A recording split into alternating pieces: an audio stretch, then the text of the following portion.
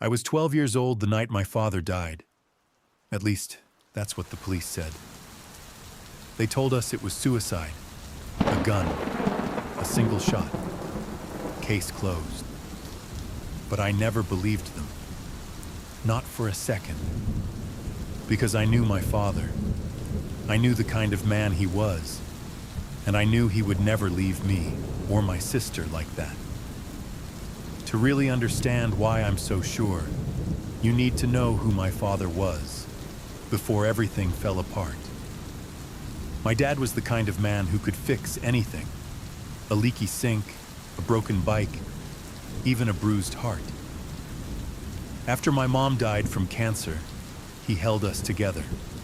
Me, my sister, and himself. We were a small family, but strong. Grief hit him hard, of course.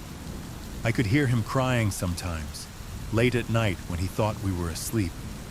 But in the morning, he always got up, made us breakfast, and tried to smile. He was a quiet man, steady, dependable, the kind of father you could lean on, even when the world felt like it was collapsing. That's why what happened later never made sense. After Mom's death, Dad joined a grief support group. I think he just wanted someone to talk to, someone who could understand. That's where he met Laura. At first, she seemed kind. She listened. She cared. At least that's how it looked. But looking back now, I see things differently. Laura came into our lives slowly. At first, she was just a name. Someone I met at the group, my dad said casually over dinner. He didn't talk about her much, not then. But a few weeks later, she came by the house. I remember the first time I saw her. She stood at our front door in a neat dress, carrying a casserole dish, smiling like she already belonged. Her smile was wide, too wide. Her eyes studied everything. The house, my dad, even me and my sister. "Your father speaks so highly of you," she said in a sweet, practiced voice. I didn't know it at the time, but that was the beginning of everything. Dad started seeing her more. Dinners, walks, then weekends. Before long, she wasn't just a visitor. She was moving things into the house. A coat, a toothbrush, a drawer in the dresser. My dad said it was good for us, that we all needed someone new, that it was time to move forward. But it didn't feel that way to me. To me, it felt like we were letting a stranger inside our walls. Laura had a way of filling a room, not with warmth, but with control. She started making little suggestions about how we ate, about how the house looked, about how Dad dressed. And he listened. Too much. At first, I thought he was just being polite, but slowly I saw it. The way he bent around her, the way he seemed to shrink whenever she frowned. My strong father, the man who held us together. He was starting to change. One night, I heard them fighting. Not loud, but sharp, like knives sliding across a plate. Her voice was accusing. His voice was tired. When I peeked around the corner, I saw her crying. He was apologizing. And for what? I didn't know. But from that moment, I realized something. Laura didn't just want to be part of his life. She wanted to control it. It didn't take long before Laura's presence became permanent. She and my dad bought a new house together, bigger, quieter, on the edge of town. To everyone else, it looked like progress, a man rebuilding after tragedy. But to me, it felt like we had walked right into her trap. The house itself was beautiful. White walls, a wide porch, a big yard. But the moment Laura stepped inside, it stopped feeling like his home. She decorated everything in her style: dark curtains, expensive furniture, pictures of her family. Our old memories were boxed up and pushed into the attic.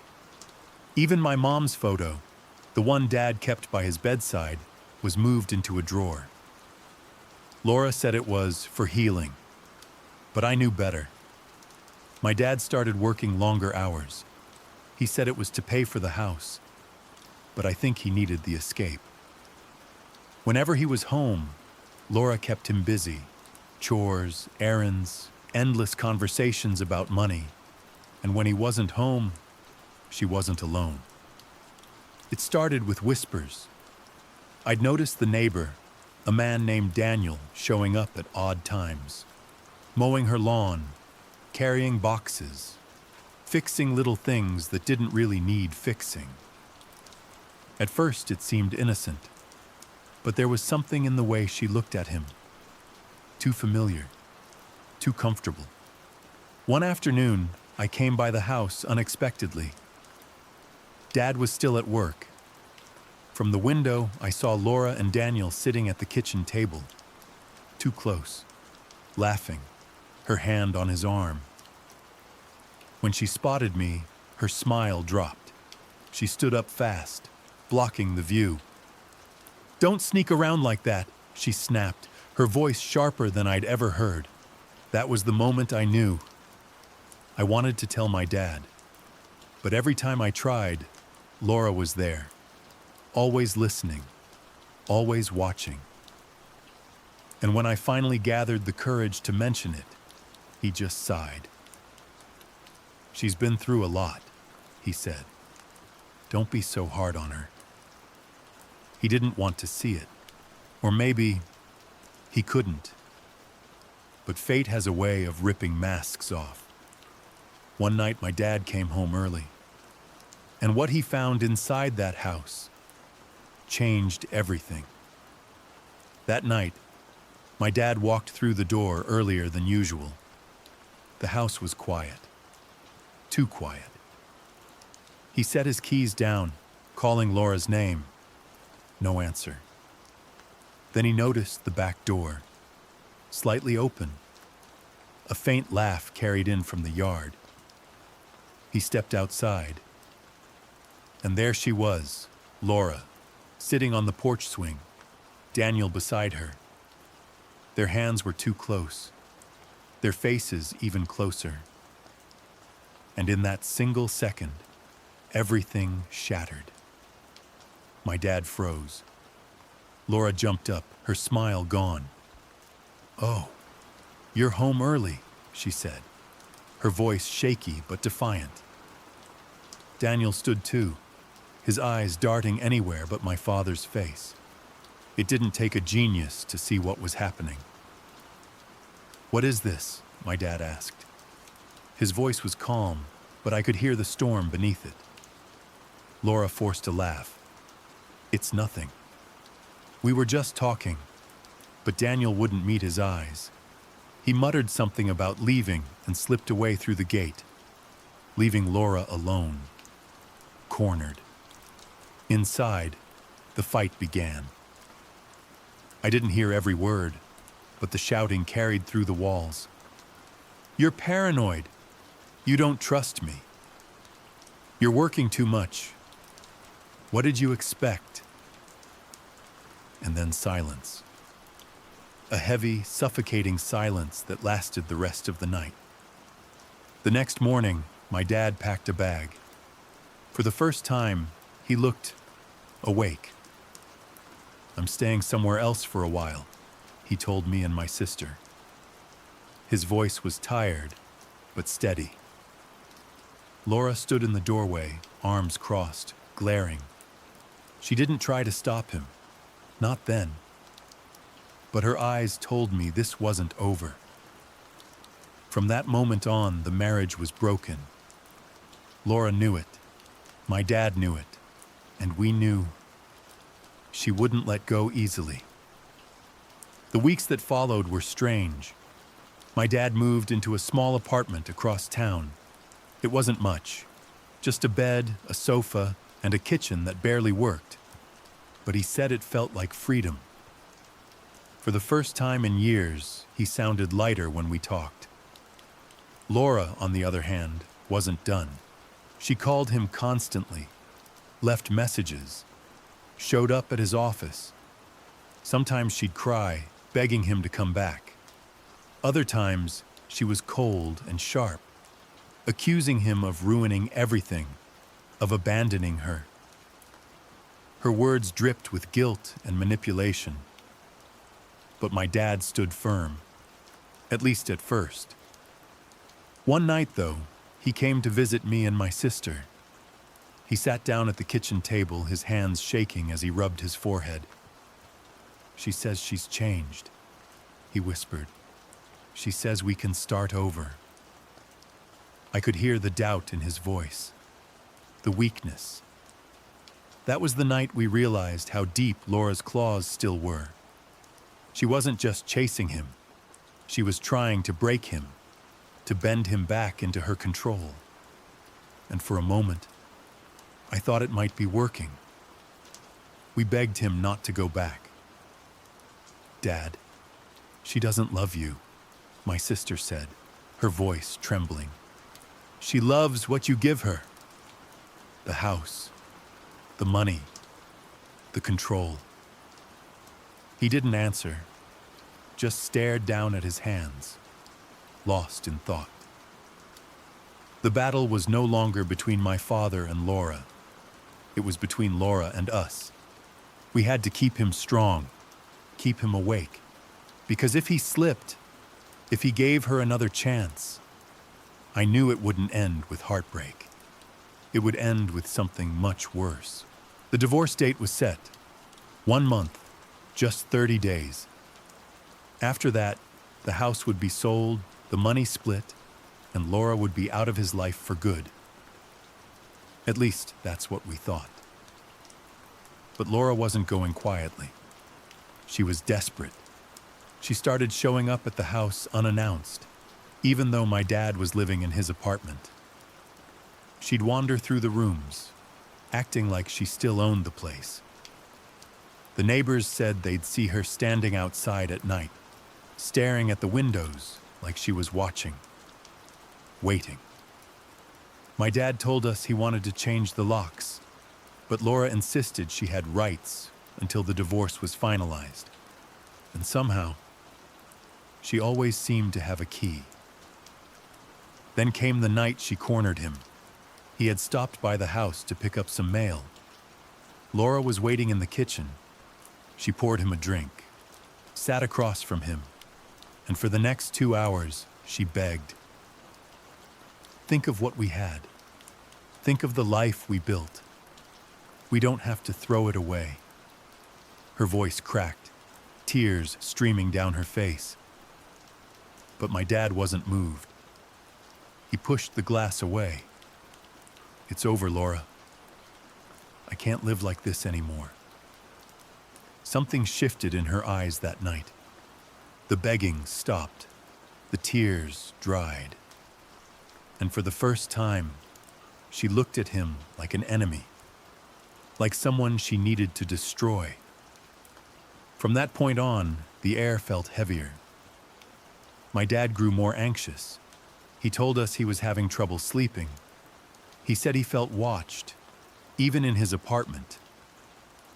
Every phone call from Laura left him shaken, and every day that passed brought us closer to the court date, and closer to something none of us could see coming. It happened on a Thursday night, cold, quiet, ordinary. At least that's how it began. I was at my apartment when the phone rang. It was late. Too late. When I answered, I heard a voice I'll never forget. A police officer, calm, detached, rehearsed. "Are you the son of Robert Miller?" My chest tightened. "Yes." "Why?" There was a pause. Then, "I'm sorry to inform you, Your father has been found deceased. Gunshot wound. Appears to be self-inflicted. The world tilted. For a moment, I couldn't breathe. Self-inflicted? Suicide? Number. Not him. Not my dad. I raced to his apartment. By the time I got there, the place was swarming with cops and flashing lights. The scene was sealed off. Yellow tape across the doorway. I could see the stretcher being wheeled out. A white sheet pulled over his body. My knees almost gave out. The detective in charge explained what they thought happened. My dad had been found slumped in his chair, gun in his hand. A single shot to the head. No forced entry, no sign of struggle. Looks like a suicide, the detective said. But something didn't add up. My dad had been counting down the days to his divorce. He was talking about the future, about freedom. And just days earlier, he told me he was ready to start over. Then came Laura. She arrived at the scene crying so hard she could barely stand. But even through the tears, she kept repeating the same words. He talked about this. He said he couldn't go on. He said life wasn't worth living without me. Over and over, like she wanted everyone to believe it. Like she needed the story written in stone. That night, the official report was filed. Suicide. But deep down, I knew. It wasn't the truth. Not even close. The funeral was small. Not many people showed up. Just a few neighbors, a couple of co-workers. My sister and I stood by the casket and watched strangers cry for a man they barely knew. Laura stood close to the front. Her mascara ran. Her hands were steady. Too steady. People hugged her. They offered condolences. They told her how brave she had been. How she had cared for him. I listened to it all like I was underwater. Words muffled and distant. After the service, we went back to the house. The lawyer sorted papers. The police closed files. Life folded around the edges of our grief and tried to keep going. But I couldn't keep going. Not like this. The detective called me a week after the funeral. Everything points to suicide, he said. No signs of forced entry. The gun was in his hand. Ballistics match. No defensive wounds. I tried to argue. I mentioned how my father had been planning the future, how he'd sounded different, how we'd seen him smile again. The detective sighed. I hear you. But we've got to go by evidence. Evidence. The word bounced in my head. Was there a suicide note? I asked. No note, son. Any footprints? Anything odd? Nothing worth noting. He was polite. Distant. Done. I hung up and stared at the receiver until the numbers blurred. Days turned into a slow, aching fog. I picked through his apartment. Small things became landmarks of a life. A worn coffee mug, a sweater with a frayed cuff, a stack of unpaid bills. I found his journal. He'd written in it sometimes. Short notes, thoughts, things that helped him sleep. The last entry was not a goodbye. It was a grocery list. A reminder to call his brother. A note about a new job posting he wanted to look at. Not a single line that suggested he planned to die. I told the police about the journal. The detective said people don't always leave notes. That depression doesn't come with instruction. That sometimes the world just ends quietly. His words were meant to soothe. They didn't. Laura kept appearing in the strangest places. At the coffee shop where I worked late nights. At the grocery store. At the courthouse, waiting in the hall like she belonged there. Once she called my sister at midnight. She said, "I can't do this without him. He promised me a life." My sister gave the phone back to me. She was shaking. "She keeps pushing the suicide line," she said, like she wants everyone to see it that way. I told her to stop answering, but even then, Laura's voice had already lodged itself in our house. People began to whisper that he'd been fragile, that maybe he had done it after all. The rumor took hold like frost. There were small things I couldn't explain. The apartment door had been locked from the inside, the police said. Yet there was no sign of forced entry at the building. Whoever had a key could have come and gone without notice. Laura claimed she never had his spare, but neighbors remembered seeing her in the foyer at odd hours. The gun's position was odd. It lay on his right hand, but he was left-handed. The detective said people don't always use their dominant hand in moments of crisis. Maybe not. I stared at the photos of the scene until the pictures blurred. The forensics report came back dry. Ballistics matched the weapon to the wound. The examiner wrote, "Consistent with self-inflicted gunshot wound." The words should have been a conclusion. To me, they read like a settling of accounts before the real questions were asked. Then an old neighbor came to the door. Mrs. Green. She'd lived across the hall for years. She held a small envelope. Her hands trembled when she handed it to me. "I kept it," she said. "I've been meaning to give it to him. After what happened, I thought you might need it." Inside was a folded receipt, a coffee shop tab, stamped 2 days before his death. A name scribbled on the back, Daniel. I felt my stomach drop. Daniel, the neighbor, the man who'd sat too close with Laura, the man who had slipped away the night my dad walked in on them. I called my sister. We sat at the kitchen table until dawn, planning, pulling at threads. If the police wouldn't dig deeper, we would. We needed proof. We needed a record. We needed anything that showed Laura's hand in the way his life ended. So we did the thing we promised ourselves we would never do. We hired a private investigator. I remember the first time I met him. He was older, tired around the eyes, like someone who'd seen too many ruined lives. He didn't promise heroes. He promised work. "Tell me everything," he said, and I did. I handed over the names, the receipts, the photos, the journal entries. I gave him every scrap my father had left behind. He looked through it all without a word. Then he looked up. "If she's lying," he said quietly, "we'll find the lie." That night, I didn't sleep. I sat with the phone on the table like it was a lifeline, waiting, hoping, praying for a crack in the neat little story everyone had accepted, because somewhere under the surface, I knew the truth was waiting, and I was going to pull it up, no matter how ugly it was. The private investigator we hired wasn't flashy.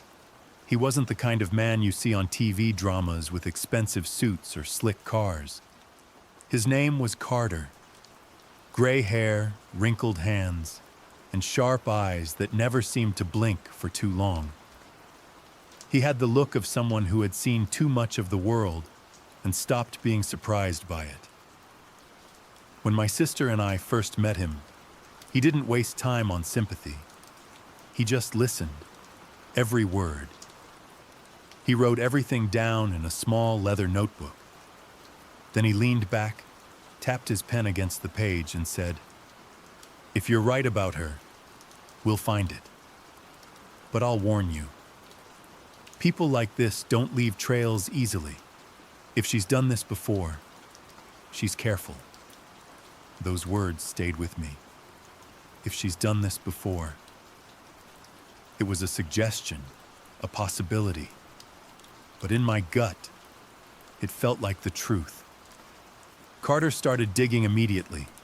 He pulled public records, death certificates, newspaper archives. He even tracked down people from Laura's past. Neighbors, co-workers, anyone who might have known her before she met my dad.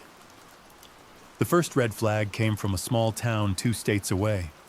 Laura's first husband. Official cause of death. Car accident.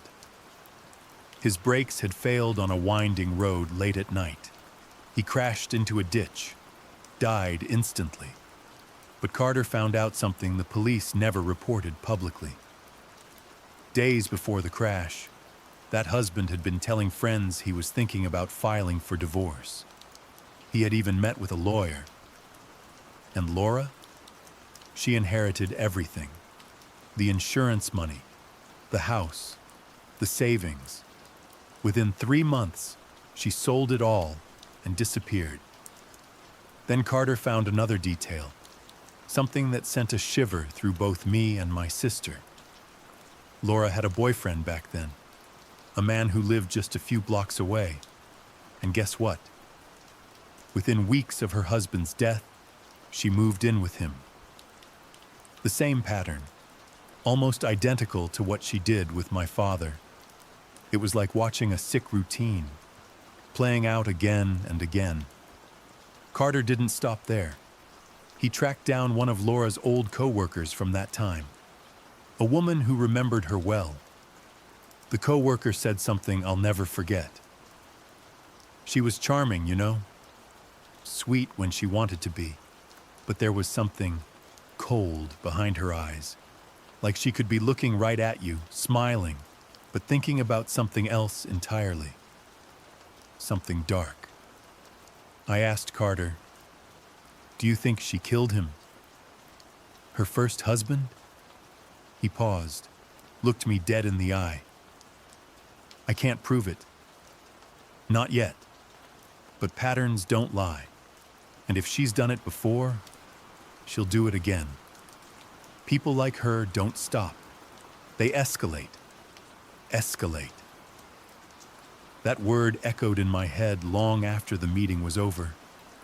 Because if Carter was right, then my father's death wasn't just an accident or even an isolated crime. It was part of something much, much bigger. A week later, Carter called us back into his office. He didn't sound casual this time. His voice was tighter, urgent. When we sat down, he slid a folder across the desk. Inside were photographs, notes, copies of emails, even bank statements. "This," he said, "is where it gets ugly." The first set of photos showed Laura, but not with my father. She was with our neighbor, the one who lived across the street, the one who always waved when we drove past. There they were, on his porch. At a motel 2 towns over, having dinner at a restaurant my father had never even been to. The timestamps showed the affair had started months before my dad even suspected anything. She was living 2 lives, Carter said, but that's not the worst of it. He pulled out another set of papers, bank records, strange withdrawals and deposits, money moving in and out of accounts that didn't belong to her, or at least not directly. "Your father wasn't her first target," Carter continued, "and I don't think he was meant to be the last. I've been tracing her connections, and she's involved with more than just your neighbor. There are at least 3 men she's been meeting regularly, all of them older, all of them wealthy, and 2 of them are widowers." My sister covered her mouth with her hand. I felt my stomach twist. It wasn't just an affair. It wasn't just greed. It was a pattern, a system. Carter leaned in closer. "I think your father caught her off guard. Maybe he wasn't supposed to die yet. Maybe she had other plans for him. But once he discovered the affair, she had to act, and fast." I remembered the way she cried at the funeral, the way she clung to my father's friends, the way she told the police over and over how depressed he'd been. It wasn't grief, it was theater, and she'd been rehearsing her role for years. Carter tapped the folder with his finger. I'll keep digging, but I'm telling you both right now, this is bigger than a failed marriage. This is calculated. She's a predator, and predators don't stop until someone makes them. For the first time since my father's death, I felt something stronger than grief. It was rage, pure, boiling rage, because now I knew. My dad hadn't just died. He had been hunted. The next step was the hardest. Taking Carter's file, we walked into the police station, the same one that had ruled my father's death a suicide. The same officers who had looked me in the eye and told me to accept it and move on. We sat down across from Detective Harris, the lead investigator back then. He looked tired, uninterested, already skeptical before we'd even opened the folder. I slid the file across the desk. Look through it, I said. Please, just look. Harris flipped through a few pages. Photos of Laura with the neighbor, bank transfers, notes Carter had highlighted in red. But then he stopped, closed the folder halfway, and leaned back in his chair. This doesn't prove murder, he said flatly. Affairs happen all the time. So does debt. So do depressed men who decide they can't take it anymore. I felt the heat rise in my chest. You didn't know him. He wasn't suicidal. He wasn't weak. He fought for us after my mom died. He survived that. He wasn't going to give up now. My sister added, and what about her first husband? You think it's just a coincidence he died in a car accident months before she moved her lover in? Harris sighed. Coincidences happen more than you'd like to think. Look, I'm not saying it's impossible. I'm saying the DA won't reopen a case without evidence that connects directly to the death. Do you have that? The silence in the room was unbearable. Number, not yet. And Harris knew it. He pushed the folder back toward me. I'm sorry for your loss. I really am. But unless your investigator comes up with hard evidence, something tying her directly to the gun, to the scene, to planning this, we can't build a case. I wanted to scream, to tear the folder apart and shove every page in his face. But I didn't. We left the station in silence. Outside, my sister whispered, "They'll never believe us." I clenched my fists. Then we'll make them. One way or another. I saw her again at the grocery store. Laura, hair perfectly brushed. A smile that seemed too polished, too rehearsed. She spotted me before I could turn away, and she walked straight toward me. "Hi," she said, her voice light, as if nothing had ever happened. As if my father's death was just a small detail in her busy life. I forced myself to nod. She leaned in, lowering her voice. "You know, your father talked about giving up long before it happened. Don't blame yourself." Her eyes stayed on mine, cold, steady, like she was daring me to disagree. For a moment, I couldn't breathe. It wasn't comfort. It wasn't sympathy. It was control. She wanted me to believe it. She wanted me to accept the story she built. I clenched my jaw. "Funny," I said, "because my father also told me he was ready to start over. Without you." Her smile faltered.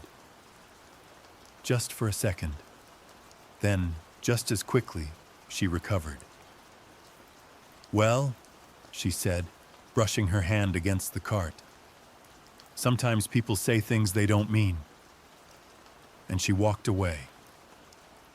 Calm, untouched. Like she knew the truth would never catch her. But in that moment, I realized something.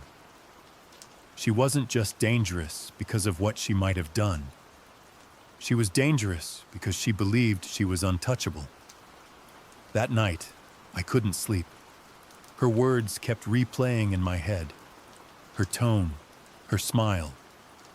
That moment when her mask almost slipped. I opened the file the private investigator had given me. Page after page. Evidence, patterns. Accidents that didn't look like accidents. Her first husband. The car crash. Insurance money collected. A move to a bigger house. Then my father. The suicide. A home that was about to be hers. It was all too neat. Too convenient. The investigator had even found photos. Laura. Always smiling. Always standing just close enough to another man. Men with money. Men who, eventually, disappeared. I felt sick. Not just for my father, but for all the people she might have fooled before. And then another thought struck me. If she had gotten away with this once, what was to stop her from doing it again? The walls of my room seemed to close in. This wasn't over. Not even close. The next morning, I went to the kitchen for coffee. And there she was, Laura, sitting at the table like she owned the place. Her smile was wide, too wide, like nothing had ever happened. "Morning," she said, sipping from my father's old mug. Her voice was smooth, almost playful. My chest tightened. How did she even get in? "You should really lock your doors better," she added, as if reading my mind. Then she leaned forward. "You've been asking questions." I froze. She knew. Her eyes locked onto mine, unblinking, cold, calculating. "You know, grief does strange things to people," she whispered. "Your father, he wasn't as strong as you thought." I clenched my fists, but I didn't say a word. She smiled again, standing slowly. Walking past me, close enough that I could smell her perfume. The same perfume my father used to mention when he came home late, saying she had been out with friends. As she reached the door, she stopped, turned. "Be careful, kid," she said softly. "Sometimes, curiosity kills more than just cats." And then she was gone. The house felt colder than ever. I started noticing things. At first, it was small. A car parked across the street late at night. Same car, same spot. Headlights off, engine running low. Then came the messages. No number, no name, just short lines. "Stop digging." Or worse. "You don't know who you're dealing with." Every time I opened my phone, my stomach dropped. One night, I was driving back home. It was past midnight. The road was empty, quiet. But in my rearview mirror, I saw headlights. Too close. I sped up. The car sped up. I slowed down. The car slowed down. My hands shook on the wheel. By the time I pulled into my driveway, the car was gone, disappeared like smoke. I didn't sleep that night. And in that silence, a thought kept creeping into my head. What if it wasn't just paranoia? What if Laura knew I was getting too close? The next morning, I found something on my porch. An envelope. No name, no address. Just sitting there like it had been waiting for me. Inside was a single photo. My dad, standing in his driveway, taken from a distance. On the back, in black marker, just 2 words. Let go. My hands went cold. I looked up, scanning the street. No cars, no people, just silence. When I showed it to my sister, her face went pale. She whispered, "They're watching us." That night, she begged me to stop. She said maybe the truth wasn't worth it. Maybe Dad's memory was safer if we left it alone, but I couldn't. Because every instinct in me screamed that this wasn't just about Dad anymore. It was about us. And if we didn't stop Laura, we might be next. That night, I couldn't sleep. Every creak of the house felt louder. Every shadow on the wall looked like it was hiding something. I stayed awake, staring at the ceiling, waiting for the sun to rise. In the morning, I went to check the mailbox. Inside was an envelope with no stamp, no return address. Just my name, written in sharp, messy handwriting. I opened it. Inside was a single sheet of paper. No greeting, no signature. Just 4 words, written in red ink. Drop it or die. My blood went cold. I ran inside, showed it to my sister. Her face went pale. "They know," she whispered. "They know we're digging." We sat in silence, the weight of the threat pressing down on us. This wasn't just about suspicion anymore. Someone wanted us gone. That night the house felt different, colder, quieter. I thought I heard footsteps outside the window, slow and deliberate. But when I looked, there was nothing. At 2 a.m., I woke up to a faint tapping sound. Not random, rhythmic, like knuckles against glass. I froze. The sound was coming from the living room window. I crept down the hallway, my heart pounding so hard I could hear it in my ears. I reached the corner, peeked into the living room, and there, through the thin curtain, I saw it. A silhouette. Tall, motionless, standing just inches from the glass. I couldn't see a face, just the outline of someone staring in, watching, waiting. I didn't breathe, didn't move. And then, they slowly lifted a finger, pointed directly at me. I stumbled back, slamming into the wall. By the time I found the courage to pull the curtain open, the figure was gone. But on the window, written in something dark and sticky, were the same words as the note. Drop it or die. I barely slept after that night. The next morning, I called the private investigator, told him what happened. He didn't sound surprised. "They're scared," he said. "That means you're getting close. But you need to be careful. People like this, they don't leave loose ends." My sister wanted to go straight to the police with the note and the window. But I hesitated. What if they brushed it off again? What if they still clung to the idea of suicide? Instead, we pressed the investigator for more. A week later, he came back with something that made my stomach turn. Laura had taken out a life insurance policy on my father, not after years of marriage, not after building a future together. She had taken it out 2 months before his death. And the payout? $500,000.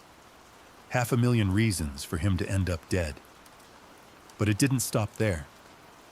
The investigator uncovered bank records, Transfers, hidden accounts. Laura had money stashed away, money she never told my father about. It was clear now. She hadn't just been unfaithful. She had been preparing, planning. The pieces were finally fitting together. But the threat against us still hung in the air. Whoever left that note, whoever stood outside my window, they weren't going to stop. That night, my sister and I sat at the kitchen table, surrounded by files, photographs, and notes. She looked at me and whispered, "What if we're next?" I didn't answer, because deep down, I was asking myself the same question. And then, the phone rang. We both jumped. I picked it up, heart racing. At first, silence. Then a woman's voice. Calm. Cold. Almost a whisper. "You should have left it alone." The line went dead. I stared at the receiver, my hand shaking. There was no doubt anymore. This wasn't just about justice. It was survival. After that phone call, everything changed. I stopped sleeping at night. Every sound outside made me jump. The crunch of gravel, a dog barking down the street, even the hum of passing cars felt like signals of something coming. My sister tried to act brave, but I saw it in her eyes too. She was scared, more scared than she wanted to admit. We told the investigator about the call. He pressed us to take everything straight to the police. But before we could, something else happened. One evening, I was driving home. It was late, past midnight. The roads were empty. That's when I noticed the car. At first, I thought it was nothing, just another late-night driver. But then it stayed behind me, turn for turn, street for street. I tested it. Drove through a back road I never take. The headlights followed. My hands gripped the steering wheel. My chest tightened. Finally, I pulled into a gas station, parked under the bright lights. The car slowed down. It lingered on the road, then sped off into the night. I sat there for 10 minutes, trying to breathe, trying to convince myself I wasn't imagining things. But deep down, I knew. Someone was watching me. When I got home, my sister was waiting, pacing the living room. She froze when she saw my face. "What happened?" she asked. "They're following me," I said. Her hands covered her mouth. Tears filled her eyes. We both knew what this meant. It wasn't paranoia anymore. It was war. They didn't wait for me to find proof. They moved first. One night, I woke to a sound. A soft thud downstairs. Not the cough of an old house. Not the creak of wind. Something deliberate. I grabbed the baseball bat my sister kept by the bed. My heart hammered so loud, it filled my ears. I tiptoed down. The kitchen light was off. The living room window was dark. And then I saw a shape near the couch. Two shadows bent over a figure on the floor. My sister's arm was twisted. She was on the ground, coughing, blood at the corner of her mouth. I screamed. My voice cut the night. The two shadows bolted to the door. I swung the bat blindly. The first one staggered. The second hit the door and ran out into the yard. I chased after him. He vanished in the black. We called the police with shaking hands. We showed them the marks on my sister's wrist. We handed over the torn sleeve. We gave them the note, the photo, the insurance papers Carter had found. This time they didn't look away. This time the detective's eyes narrowed. "You were right to bring this in," he said. "This changes things." For the first time in months, I felt something like relief. Not peace. Not yet. But relief. With new evidence and an attempted assault on record, the case reopened in a hurry. Detectives came. Real ones. Armed. Professional. They taped off the yard. They took pictures, fingerprints, samples. For the first time, it felt like the system was on our side. Carter worked with them. He'd kept pulling threads. The man who'd fled that night, he was tracked. He had a connection to Daniel, the neighbor. For weeks, the townsfolk watched. Gossip ran like wildfire. Then one morning, plainclothes officers walked up the path to Laura's house. She opened the door with the same calm smile, like she'd been expecting company. They read her rights. They led her out in handcuffs. I stood on the sidewalk and watched her pass. She looked straight at me. No flinch, no shame, just eyes cold as glass. Inside her house, the search turned up things that made my head swim. Hidden accounts, phone logs, a burner phone with messages to the man who'd attacked my sister. And then, tucked behind false panels in the bedroom, a small safe. Inside the safe were documents, names, transfers, insurance policies, receipts that matched trips she'd claimed were to visit family. Carter grinned like a hunter showing a catch. The detective looked at the stack of paper and said the thing I had waited to hear. "We've got a case." The DA decided to file charges. First-degree murder was on the table for the old husband's case and for my father. Fraud charges for the insurance. Conspiracy for the network that tied Laura to those men. The arrest made the newspapers. The town was split between surprise and vindication. Some neighbors came forward. Some denied ever seeing anything odd. Life was messy that way. We sat in courtrooms that smelled of coffee and stale dust. We watched Laura stand in a suit that fit too well. She spoke to the judge without tremor. Her voice was measured, her story rehearsed. She loved him, she told the camera one day. He was fragile. He chose his path. At the hearing, the prosecution laid out the pattern. Carter testified. He walked through the old husband's moves, the quick remarriage, the transfers. He traced payment chains. He showed texts. Laura's defense painted a different picture. They talked about grief, her difficult past. They questioned motives. They pointed at my father's journal entries. They pointed at my own words to the police, the ones about him feeling like a failure. They argued the state had built suspicion on threads and not proof. The judge set bail. She was held for a week. Then the defense argued constitutional issues, procedural missteps, chain of custody complaints. Little cracks grew. Doors opened. Paperwork that should have been sealed found holes. I learned the hard lesson. Truth and law are not the same thing. The trial began with the town watching online and in the back rows. We sat together. My sister clenched my hand until it hurt. The prosecution screamed pattern. The defense whispered doubt. The judge cautioned balance. There were moments that felt like justice.